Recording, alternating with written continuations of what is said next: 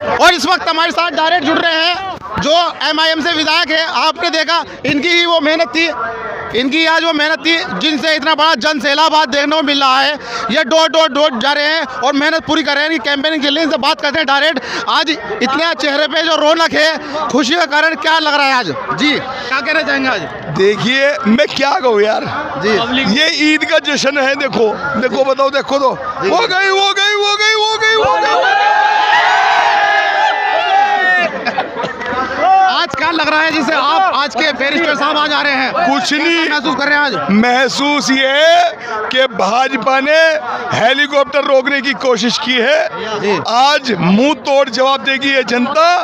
और जो लोग भाजपा के पिट्ठू है उनके लिए हेलीकॉप्टर की सुविधा हो रही है। तो बीजेपी की भी टीम कौन है आज पता चल जाएगा। तो हेलीकॉप्टर रुक रहा है आप कभी? रुकने दो, कोई फर्क नहीं पड़ रहा। लेकिन हमारा नेता झूठा नहीं है, हमारा नेता कलमा ला इलाहा इल्लल्लाह का मानने वाला है, वो सच्चा है, सच्चा। आज आपके समर्थक में इतना बड़ा जोश, ऐसे क्या बूटी आपने इनको पिला दी? ये लाख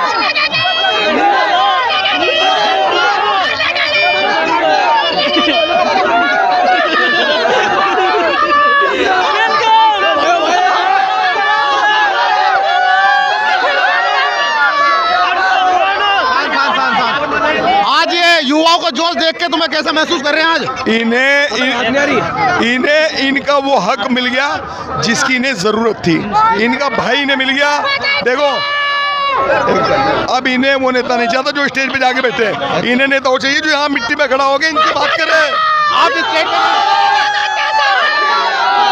आप स्टेज पे नहीं है, आप मिट्टी के अंदर खड़े हैं। इससे दिखाना चाह रहे हैं आप? इसी मिट्टी से सोना उगलता है साहब। स्टेज भी जनता से ही है। अगर जनता है तो स्टेज नहीं तो कौन पूछेगा? आपको देखने के लिए जनता तैयार है, पर आप यहाँ जनता के बीच में। मैं सबसे मिल रहा हूँ, सबसे मुलाकात कर रहा हूँ, क्योंकि लोगों ने मुझे इतना प्यार मेरे घर में दिया है। ककरौली राजधानी यहाँ की, मीरापुर की, इतना प्यार दिया लोगों ने आगे। इस प्यार का मैं किसी भी रूप में एहसान नहीं उतार सकता। बराबर में समाजवादी का तैयारी चल रही है मीरापुर में। कौन समाजवादी? किसी समाजवादी? यही लोग तो समाजवादी को उठाने वाले। आज इन्होंने समाजवादी को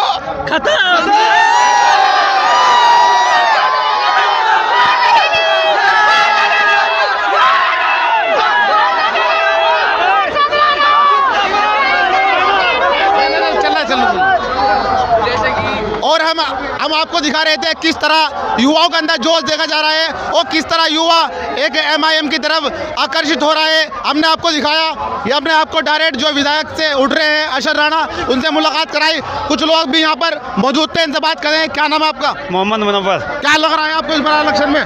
इस बार इलेक्शन में पूरा माहौल बदला हुआ है अल्हम्दुलिल्लाह। अच्छा, और उम्मीद है इंशाल्लाह कि मीरापुर की सीट बिल्कुल क्लियर साफ नजर आ रही है हमें। साफ नजर आ रही है? जी बिल्कुल साफ नजर आ रही है। मुस्लिम बहुल्य क्षेत्र माना जाने वाला है क्षेत्र, 1.25 लाख लगभग मुसलमान, क्या कहेंगे? देखने को सब चीज़ ये मिल रहा है कि मुसलमान जहां आज तक चल रहा है अब उससे बिल्कुल हट के चल रहा है। और मुसलमान चाहता है कि मैं एक अपना वजूद खड़ा करूं। और मुसलमान इस वक्त पूरी हर तरीके से चौकस है। और मुसलमान इंशाल्लाह अपनी क़यादत अब खुद मजबूत करेगा। अब तक हम बिल्कुल बेसहारा फिर रहे थे, हमारे पास अपनी कोई क़यादत नहीं थी। अब हमें अल्लाह ने एक ऐसा लीडर दिया है जो मुसलमानों के हक़ में, दलितों के हक़ में, हर एक समाज की आवाज़ उठाने का काम कर रहा है। और इंशाल्लाह अब हम बैरिस्टर साहब को बहुत अच्छी ताकत में पहुंचाने का काम करेंगे। बहुत बहुत शुक्रिया। आपको दिखाया किस तरह जन सैलाब आपको देखने को मिल रहा है। देखिए कितना बड़ा जन सैलाब, दोनों तरफ देखिए। ले लो भाई, एक तरफ देखा जाए उवैसी का बहुत बड़ा प्रोग्राम, दूसरी तरफ पर देखा जाए अखिलेश का बहुत बड़ा प्रोग्राम। इस बार देखना चाहेंगे दोनों तरफ मुस्लिम पर डिपेंड करने वाले लोग हैं और मुस्लिम को देखना चाहते हैं। मुस्लिम किधर है इस बार? जी भाई साहब क्या कहना चाहेंगे? जल्दी बोलो। यहाँ आप देख रहे हो कि ओवैसी साहब की मोहब्बत में लोग आए हुए हैं जी, और ये उनकी मोहब्बत है जी। उनको, वो अपने लीडर के साथ हैं। यहाँ अखिलेश का प्रोग्राम हो या मोदी जी का प्रोग्राम हो, जिस ग्राउंड में आप खड़े हो और जिस रास्ते से आप आए हो वहाँ ओवैसी के लोग हैं और वो ओवैसी साहब के साथ हैं। हर तरह से बड़े बड़े जिम्मेदार भी यहाँ पर मौजूद हैं। हम बात करते हैं, क्या नाम आपका? सरफराज। क्या लग रहा है आप? पूरी उम्मीद है 100% उम्मीद है इंशाल्लाह। मुस्लिम पलट रहा है सब। साइकिल का क्या होगा? अखिलेश का क्या होगा? साइकिल में ये तो तुम बताओ, तुम पंचर अखिलेश को सब भूल गए, पतंग उड़ेगी पतंग उड़ेगी। पूरे यूपी में। गैर मुस्लिम वोट दे रहे, गैर मुस्लिम सब वोट जी दे रहे हैं। जी हजरत क्या कहना चाहेंगे? वैसी वैसी जैसे इतना बड़ा जन सैलाब देखने को आज मिल रहा है, बड़ा बदलाव होगा? फिर भी वैसी, फिर भी वैसी? हाँ फिर भी वैसी, बराबर में देखा जाए समाजवादी का बहुत बड़ा प्रोग्राम चल रहा है, नहीं फिर भी वैसी होगा। फिर भी वैसी?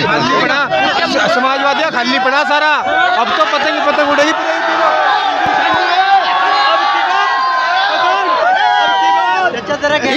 इन्होंने दिखा दिया है किस कदर ये समर्थक है, कैसा जोश बढ़ा हुआ है और जोश के साथ ये लोग अपने आप को दिखाना चाह रहे हैं। कैसे लोग मिलते हैं अगले न्यूज़ के साथ। ओवैसी साहब डायरेक्ट आ चुके हैं, सामने दिखा रहे हैं। ओवैसी साहब डायरेक्ट आ चुके हैं, दिखाइए।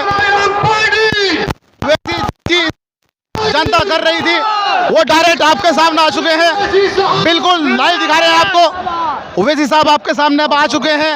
जनता की बहुत लंबी, ये देखिए पीछे दिखाए कितनी जनता यहाँ पर मौजूद है। आपको हम दिखाना चाहेंगे कितनी जनता, ये देखिए पूरा डॉक्टर नैयर काज़मी साहब, यहाँ से दिखाओ, यहाँ से। अध्यक्ष उत्तराखंड। हम आपको ये दिखाना चाहते हैं किस तरह जनता, ये देखिए पीछे किस तरह जनता यहाँ पर मौजूद है।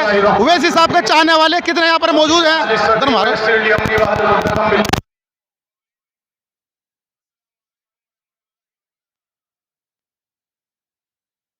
चाहने वाले लोग मौजूद हैं ओवैसी साहब के, और आपको हम डायरेक्ट दिखा रहे हैं। ये आपको हम डायरेक्ट दिखाना चाहते हैं किस तरह। और ओवैसी साहब भी, पुलिस की हम बात करें तो, और आपको हम डायरेक्ट इस चीज पर दिखाना चाह रहे हैं।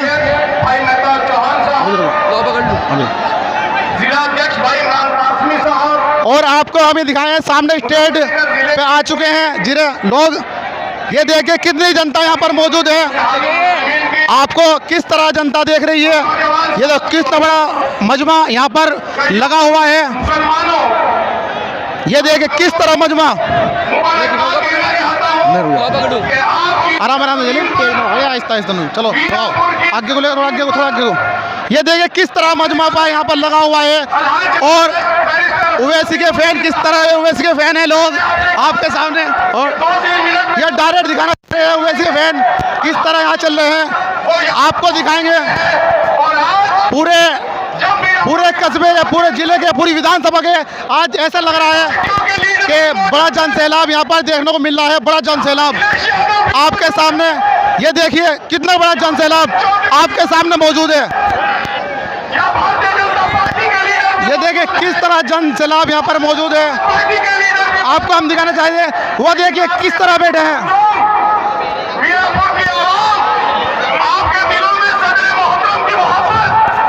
इधर आइए।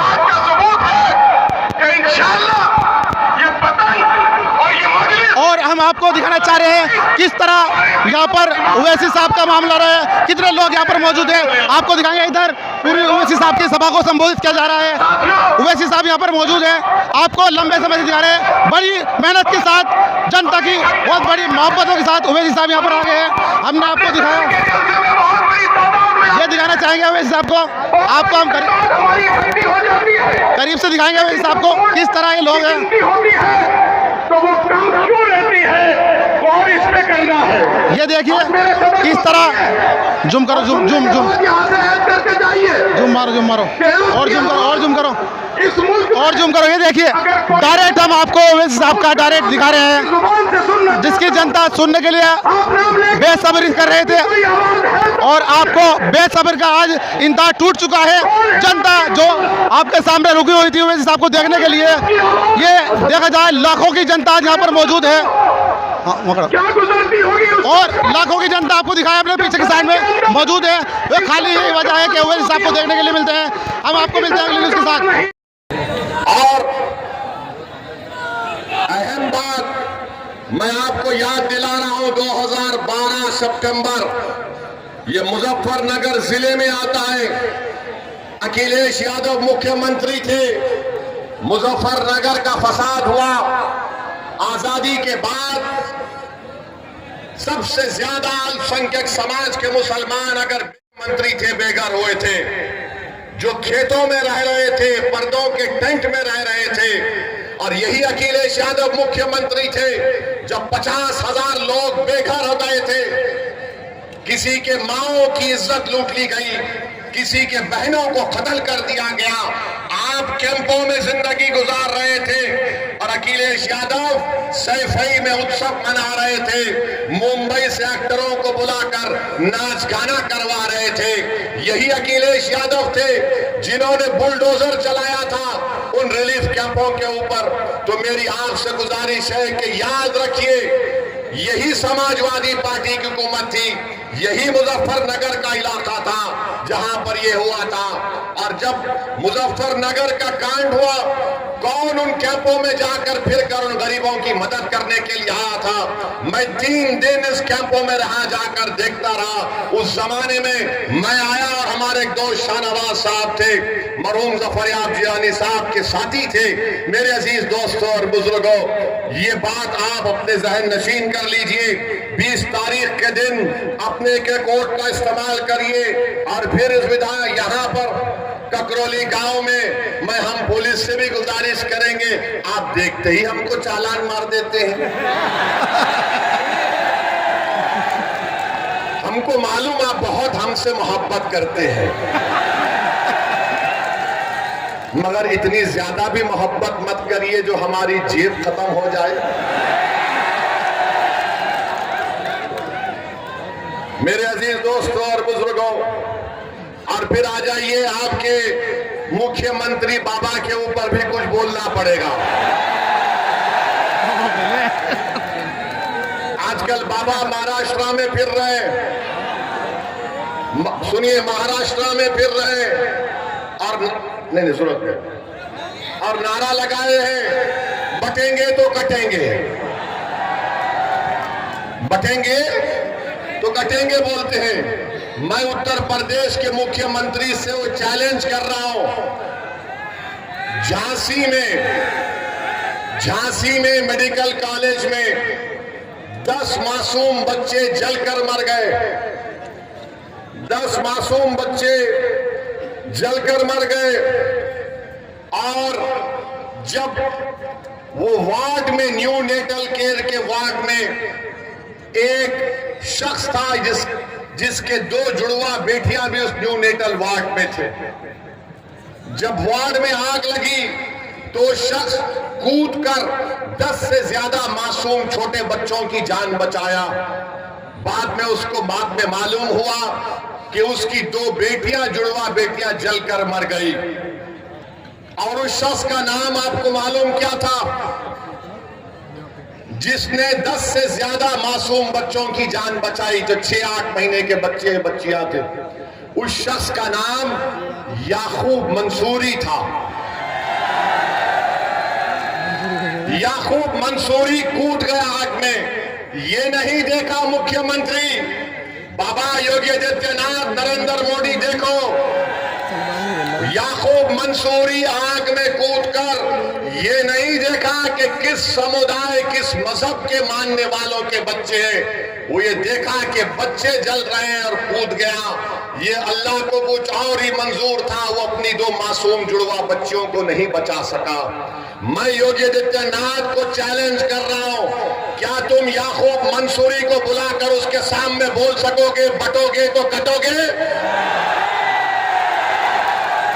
बोलोगे आदित्यनाथ, क्या तुम बोल सकोगे कि बटोगे कटोगे? याकूब मंसूरी को बोलो। क्या देश के प्रधानमंत्री याकूब मंसूरी को बुलाकर बोलेंगे एक है तो सेफ है? किसके लिए नारे लगाए जा रही है? किसके खिलाफ जहर फैलाया जा रहा है बीजेपी की तरफ से?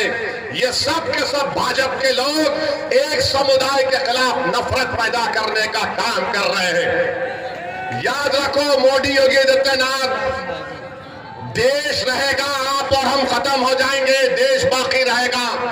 और इस देश की ताकत यहाँ की भाईचारगी और मोहब्बत है।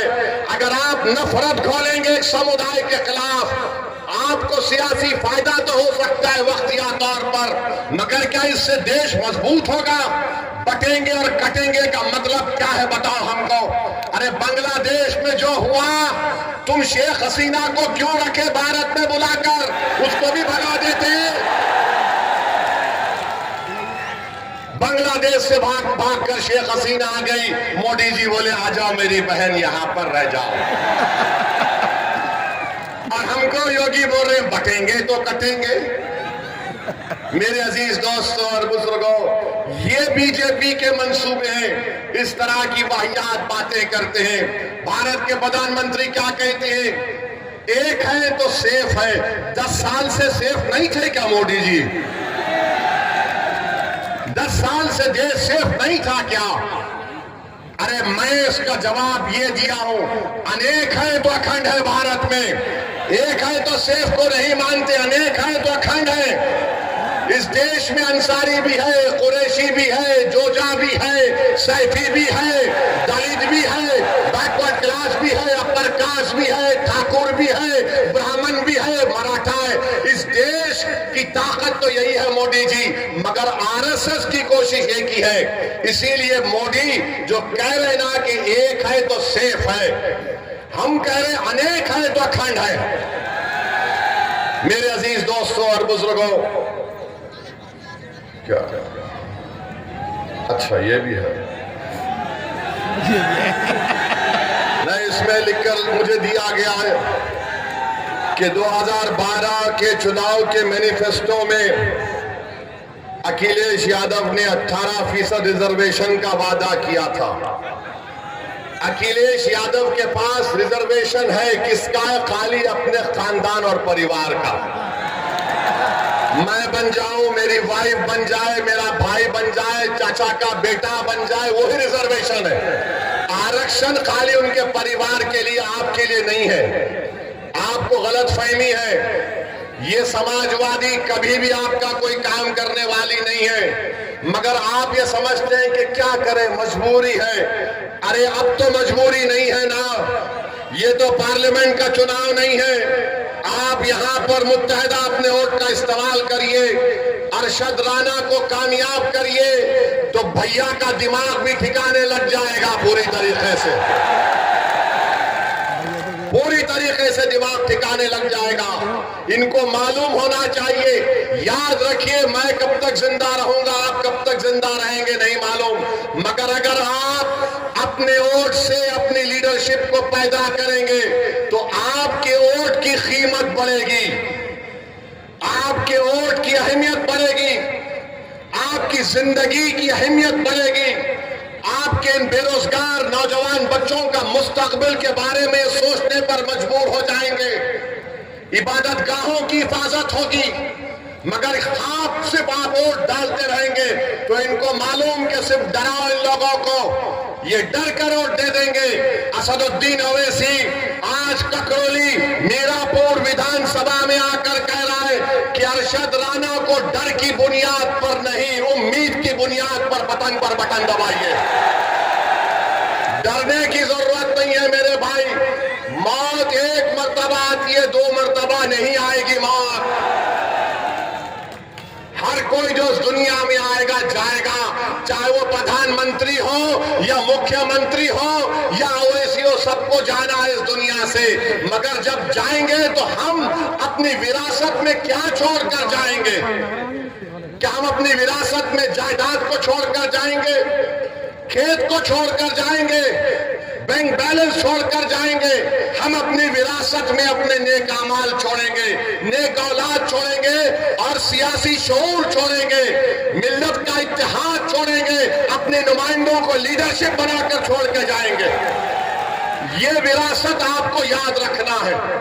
तो मेरे अजीज दोस्तों और बुजुर्गों, आपको डरने और घबराने की जरूरत नहीं है। 20 तारीख के दिन आप लोग अपने घर से निकलकर अपना एक वोट का इस्तेमाल करिए। महंगाई आसमान को छू रही है, मामूली चीजें गरीब खरीद कर नहीं खा सकता, मगर योगी बोलते हैं बटेंगे तो कटेंगे, प्रधानमंत्री बोलते हैं एक है तो सेफ है, कोई कहता है धर्म युद्ध है, कोई कहता है और जिहाद है। अब ये और जिहाद कहां से आ गया मुझे नहीं मालूम, लव जिहाद कहां से आ गया नहीं मालूम। और हम मोदी को और योगी को बोल रहे हैं अब तुम अपनी जबान से बुलडोजर का तो नाम लेके बताओ, बोलो बुलडोजर बिहार के बारे में योगी और मोदी नहीं बोलेंगे, क्योंकि सुप्रीम कोर्ट ने कह दिया कि जिस प्रदेश में, जिस भारत के हिस्से में बुलडोजर इस्तेमाल होता है वो अनकॉन्स्टिट्यूशनल है। वो वहां की स्थिति को दिखाता है कि क्या वहां के हालात है। सुप्रीम कोर्ट ने यह भी कह दिया कि अगर कोई गवर्नमेंट का अधिकारी बुलडोजर लेकर आएगा तो सुप्रीम कोर्ट ने कहा कि वो हमारे अहकामात का उल्लंघन कर रहा है, उसकी नौकरी चले जाएगी। तो बाबा तुम्हारा बुलडोजर चला गया, तुम बुलडोजर लेकर आएंगे, सुप्रीम कोर्ट तुमको सुप्रीम कोर्ट में कंटेम्प्ट की नोटिस देगा। 15 दिन का टाइम देना पड़ेगा। 15 दिन के टाइम से पहले बुलाकर बात करना पड़ेगा, रिकॉर्ड करना पड़ेगा, उसकी सुनवाई करना पड़ेगा।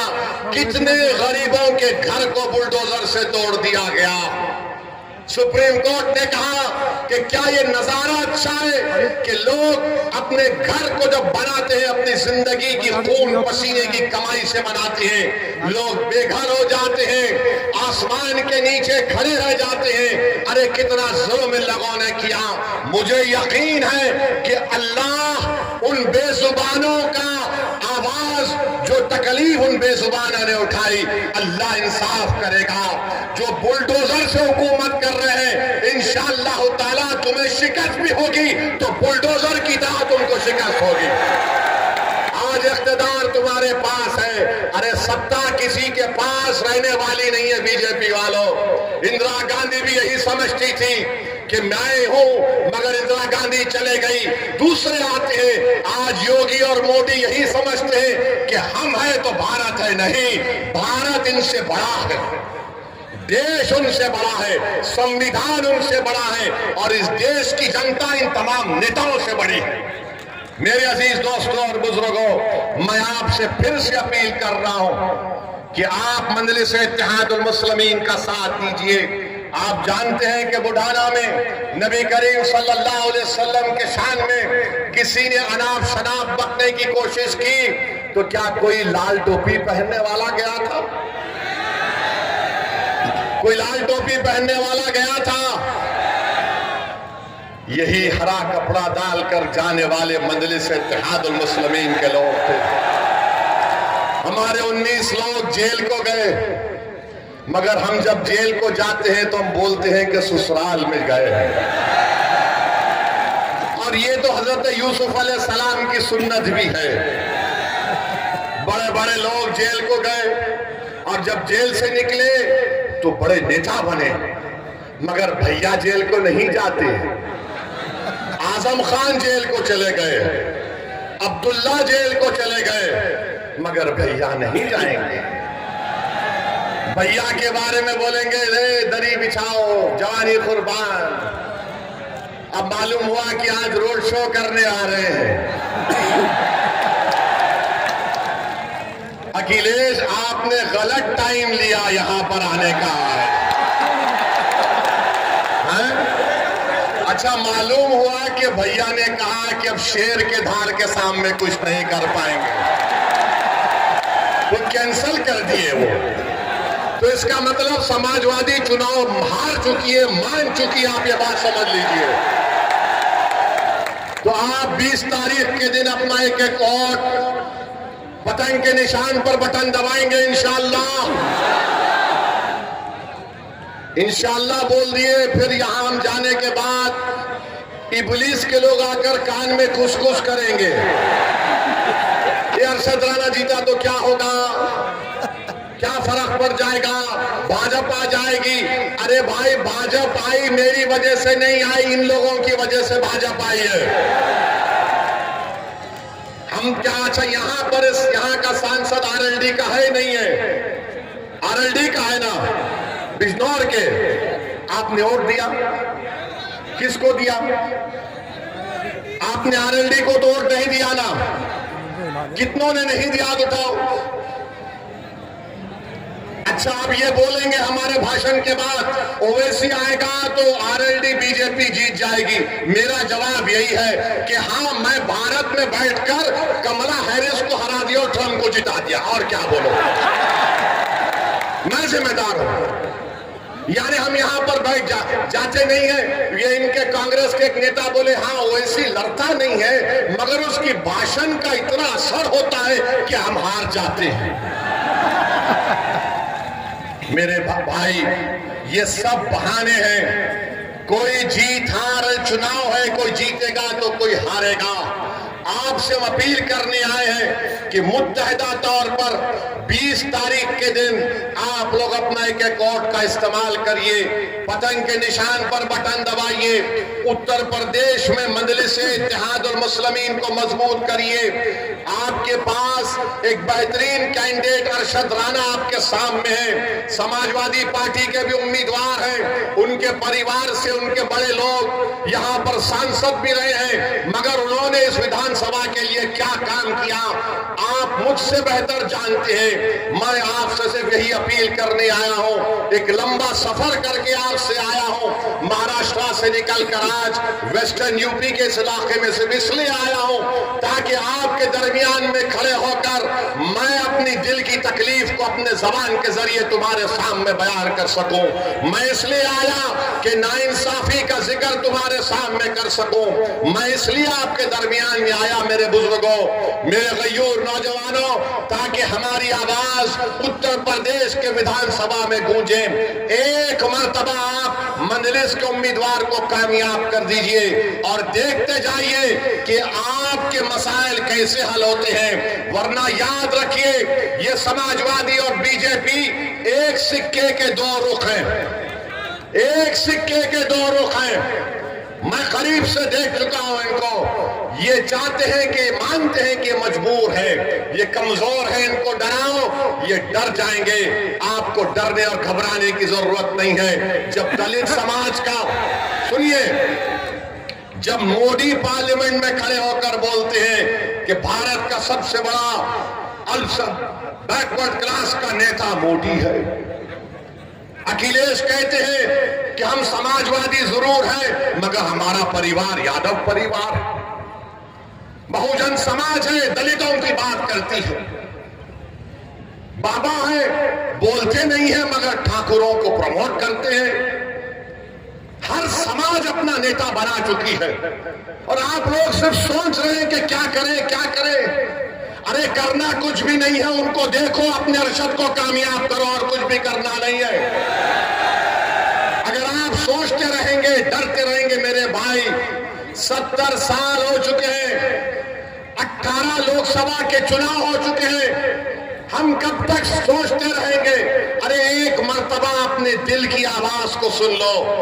तुम बंद कमरों में बैठकर तो बोलते हो कि ओवैसी हमारे तकलीफ को बयान करता है, ओवैसी पार्लियामेंट में लड़ता है। अरे मेरा लड़ना जरूरी है, मगर क्या तुम नहीं चाहते कि ओवैसी की तरह ऐसे हजार ओवैसी से बेहतर तुम्हारे नुमाइंदे विधायक और सांसद बनकर तुम्हारी लड़ाई लड़े। ये आपको फैसला करना है 20 तारीख को। बस यही चंद गुजारिशात मुझे आप तक कहना था। मैं यहाँ पर आया हूँ, आपका बेहद शुक्रिया। मैं आखिर में कुंदरकी की आवाम से भी माफी चाहता हूँ कि किसी टेक्निकल वजह से मेरे हमारे कैंडिडेट हाफिज वारिस के इंतखाबी मुहिम में शिरकत नहीं कर सका। मैं कुंदरकी की आवाम से भी अपील कर रहा हूँ कि हाफिज वारिस को आप वोट देकर कामयाब करिए। अच्छा, वहां पर जो बीजेपी के उम्मीदवार हैं,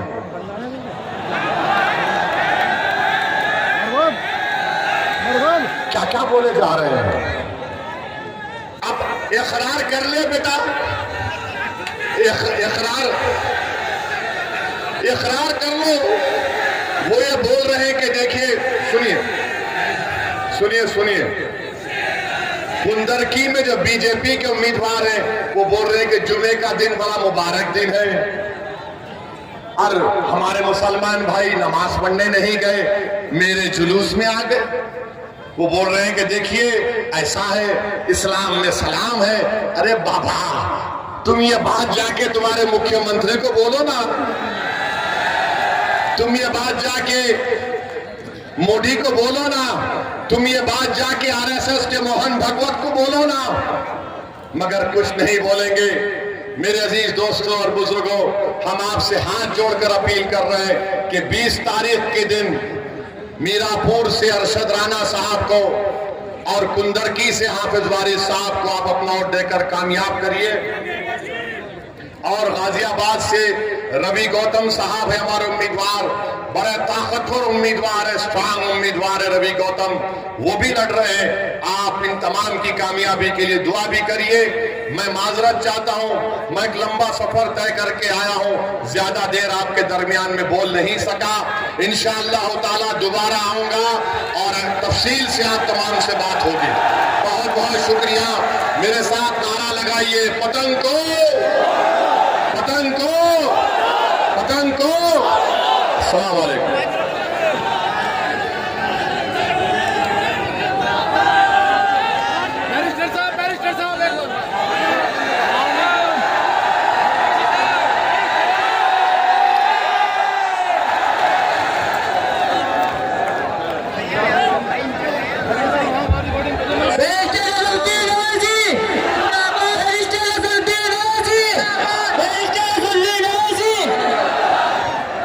सभी से मुअद्दिबाना गुजारिश है कि जिस तरह से हमारे मेहमान किराम तशरीफ लाए थे, इज्जत के साथ आप अपनी अच्छाई का और अपनी घोसोली वाले बाबा कहाँ हैं? घोसोली वाले बाबा, घोसोली वाले, घोसोली वाले बाबा ये है क्या? क्या लग रहा है यहाँ पर आए, कैसा लगा? जीत हो गई, जीत हो गई है जी। पतंग निकलेगी, पतंग, पतंग निकलेगी। हाँ चलो भाई, गाली गाली वाली, गाली वाली ले लो, बैठो बैठो बैठे बैठे ले लो। हम डायरेक्ट आपको जोड़ रहे हैं, पश्चिम प्रदेश जो सचिव हैं तो डायरेक्ट जोड़ रहे हैं। इनको कैसा प्रोग्राम लगा, इनका इनका बात करते हैं। वो ये दिखाया ट्रैक्टर पर किस तरह लग रहे हैं आपके सामने। आज आपके आज हमें बहुत लाभ हो गया है। आज जन सैलाब ने बता दिया है कि मेरापुर की जनता एक ऐतिहासिक फैसला करने जा रही है और मेरापुर विधानसभा से पहली बार पतंग का प्रत्याशी जीतने जा रहा है। जैसे ओवैसी साहब भाई, क्या लगता है सब कुछ पलट दिया? बिल्कुल बिल्कुल पलट दिया है। ओवैसी साहब का अंदाज और स्टाइल इस अंदाज का था कि जितने भी युवा थे वो उनके हर एक गोल पर अपना दिल निछावर करने को तैयार थे। बहुत बहुत शुक्रिया। और ये थे, इन्होंने अपनी अपनी बातें कही। भाई साहब से बात करते हैं जी, क्या नाम है आपका?